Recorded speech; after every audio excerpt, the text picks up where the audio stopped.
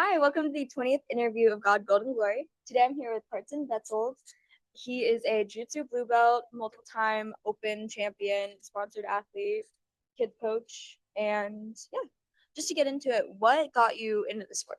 So I started when I was like 12 years old with my brother. My dad wanted us to learn. So my dad had two rules. We have to learn how to defend ourselves and how to work on houses and stuff. So we started jujitsu for so we know how to defend ourselves. And the first like few months I got beat up a lot, but now it's fun. Looking back, what do you think separates your mindset now from when you first started competing? So when I first started, I obviously I wasn't very good. So I lose a lot and just were there to have fun with my friends, just competing. But now I'm more competitive. I I focus more on improving, like focusing more on winning. Um, yeah. If you had to describe your faith in one word, what would it be? Um, that's a boring answer and a very simple one, but probably trust. Just knowing that no matter what, he's always there. Can you tell me a little bit about your faith background? How were you raised? How you came to your beliefs? So growing up, we went to church, very hit and miss. And it doesn't mean like we weren't very religious, like we didn't believe in God. We did, but we would have our own Bible studies at home. We go to, like I said, we go to church every now and then. Um, but yeah, we enjoy it more having our own Bible studies at home, and yeah, we get to spend more time together, and we turn into like family time, like not just Bible study. Were you an athlete first or a person of faith first? Um, that's a that's a difficult question to answer because I I wouldn't consider myself an athlete until like maybe like 2 years ago. Like, I mean, I would do sports, but I wasn't like, You weren't super yeah, I competitive. wasn't very competitive. I wasn't very good till jujitsu. Uh, Wait, what else did you do? I did soccer like a while ago when I was like Oh. 8 years old. For how long? I did it for like probably a couple years, year or two maybe. But yeah, that was fun. I was pretty good at soccer, but um, our team wasn't very good. We it's funny. My dad coached one of or helped coach one of our seasons because we were all right, but we he helped coach one season and we didn't go undefeated. We went defeated. We lost every single game. So I Shout don't out David Betzold. yeah I don't think it was his fault because the kids on our team they very difficult. None of them listen. I was an angel though. Oh, I listened all the time. I But can yeah, imagine. yeah. But the other kids they wouldn't listen. They had to run their laps. I was never a part of that group. I think I don't remember. But when would so you started considering yourself an athlete 2 years ago? Yeah, probably about that. Mhm. So person of faith first? Yeah, I would say so. Probably. There's because it's very. I was. I wouldn't. I wouldn't pray as much. Like I wouldn't uh talk to God a lot, and probably up until like a couple years ago. As you grew, your faith grew too. Yeah, yeah. Probably it would go like the same. Okay, gotcha. Do you feel like your relationship with athletics changed as your religion became stronger? Yeah. I think so because so whenever I started jujitsu. So like I said, I played soccer before, but it wasn't something like I was crazy about. Like it was like a hobby to hang out with friends and stuff. But when I started jujitsu, I fell in love with the sport differently, like differently than I have with anything else. So Same. yeah, I believe that that was for a reason. I believe I'm supposed to do this for a reason. Whatever that reason is, only God knows.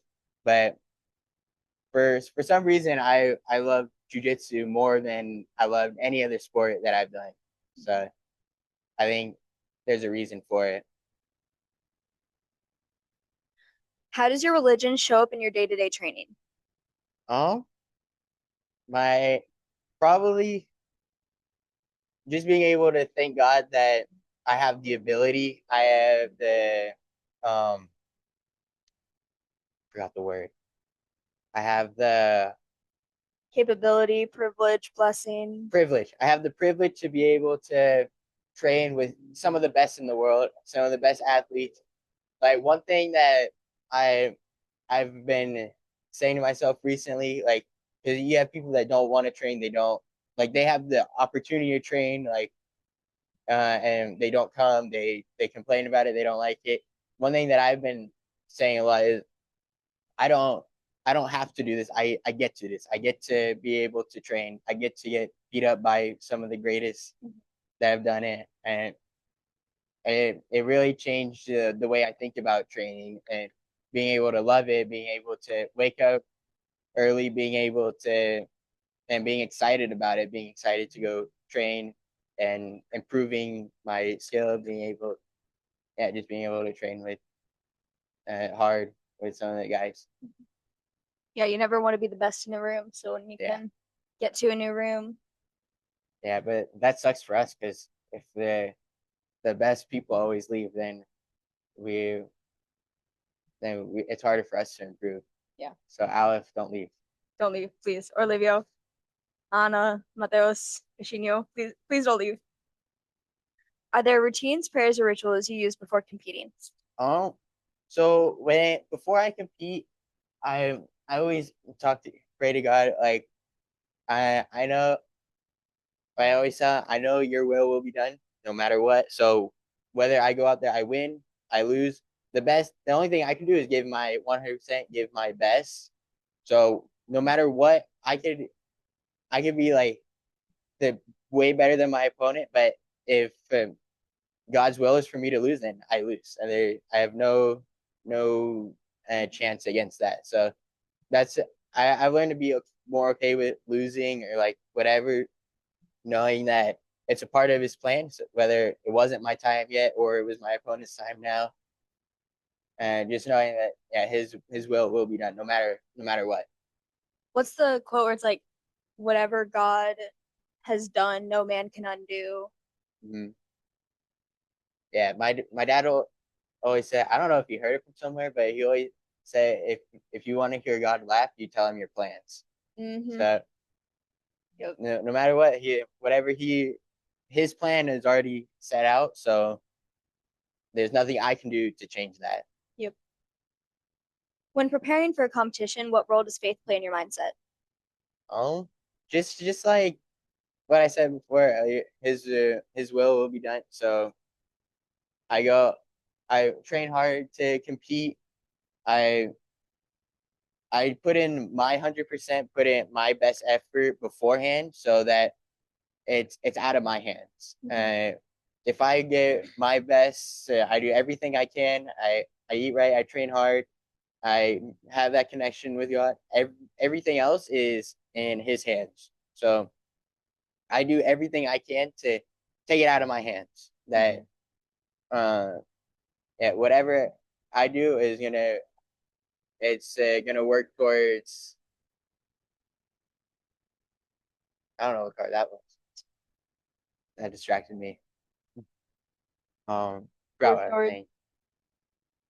Yeah, I don't remember. yeah, that's something cool that I feel like a lot of people think of religious athletes as like, because it's in God's hands, you don't have to do anything. Mm-hmm. When in reality, it's like everyone I've Yeah, talked to is like the hardest worker. yeah, So, it doesn't happen overnight. I can't, mhm. even if it's a part of God's plan, if I'm not doing my part and working towards it, who says that He can't just take that plan and give it to someone else, someone that is gonna use it for what He wants and work harder than I'm willing to, or work hard, just work hard at all if I'm not going to. I've said this in way too many of the interviews, but have you heard like the bus analogy where it's like if you're gonna be late for the bus, you pray to God that you make it, but you run as fast as you can. Hmm. Like it's the combination, not Yeah, just. exactly. Yeah. Mhm. In such a tough sport, how do your beliefs help with pressure, nerves, or setbacks? Um, it's the same answer. His will be done. No matter no matter what, whether I lose, the pressure, I know that it's all in his hands. So I uh, yeah, I just try my best. I give my 100%, and if I lose, then it wasn't my time yet. I wasn't, but I didn't do something I was supposed to do, or I have something that I need to learn before uh, I win or I get to where I want to be. Uh, yeah, it's just in his hands. Whatever part of the road I'm on, or whatever part of the path I'm on. Has there been a moment where faith carried you through injury, doubts, or loss? Um, yeah, I I've lost a couple times, pretty bad. It's that way. Uh, I lost a few times pretty bad. I got at Worlds. I was so excited to compete. Gi or no gi worlds? G Worlds last year. I It was my first Gi Worlds. I went and I avenged one loss, and then I lost my second match in like 30 seconds. I got submitted. And then Jiu Jitsu Con, I I did good in Gi. I did pretty good, and then no Gi, I lost first round. I got submitted. I got armbarred. That wasn't fun. And then Nogi Worlds, I went 1-1 again, and I got ankle locked pretty bad in like 20 seconds and messed up my foot. But yeah, just knowing that that was a part of his plan. Like I've been thinking about it, like because I didn't have the success at juvenile that you see all these world champions they had their a bunch of success at their colored belts at juvenile. They just dominated. So I think maybe I'm supposed to be a representation of, or to show kids like whenever I win, like if I go be a world champion, when I be a world champion, I'm kids will be able to look that aren't doing as good like that how I did. Like I lost a bunch of times. I didn't win any of the majors. And they go if they don't do as good, they can look at my story, look how I competed, and see. Well, if he can do it, I can do it too. You're gonna be like the perseverance story. Yeah, exactly. Yeah, so they're gonna be able to look and see that it's possible no matter what. As long as you still have faith in God, you believe that He can do miracles. He can, whether you are so bad, He can still help you compete. He can help you, uh, yeah, pull off a miracle. And I think that's a cool thing too, is like with all the gifts like of athletics, it's also the like the gift of passion, like to be able to Mhm. care enough, to, like train hard and do all these things and have those end goals. Yeah. Okay, when you win, how do you connect faith to that victory? Oh, the same way you connect the loss. I I thank Him for the privilege to be able to go compete, and that if I'm going out there and winning, I must be doing something right. And you staying humble, you thank Him for it. I must be doing something right for Him to let me win. Because the same way as a loss, if I lose, I must have not been doing something right. I must have did something, or yeah, just something. I must have not done something right. How about in losses? Do your beliefs change the way you process them? No, it's the same way from the wins to the losses. Just knowing that it's a part of His plan. Because I know the end goal is to be a world champion, like, and help influence other kids or like anyone to make the right choices, uh, and help them believe in God and help them understand that if you want to get to the success level that you want, it's almost impossible to do it without him. Mhm. Is there a story or moment we haven't touched on that best shows how faith and athletics intersect for you? Um, a story or moment. Mm-hmm. Hey, I'm trying to think. Give Like me a sec. mine would probably be I competed the best I had when I prayed the rosary before I competed. So like that tied in. That was the best I competed. Yeah, so the best I competed was Jiu Jitsu con before in the gi. That was probably the best I felt in competition.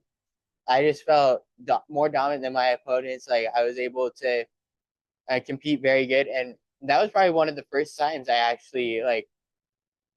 I spent a while in the bullpen, like before my match, talking to it, like just praying, like just like what I said before. I know your will will be done, no matter if I go out there, I win, I'll be thankful for it. If I go out there, I lose, I'll still be thankful for it.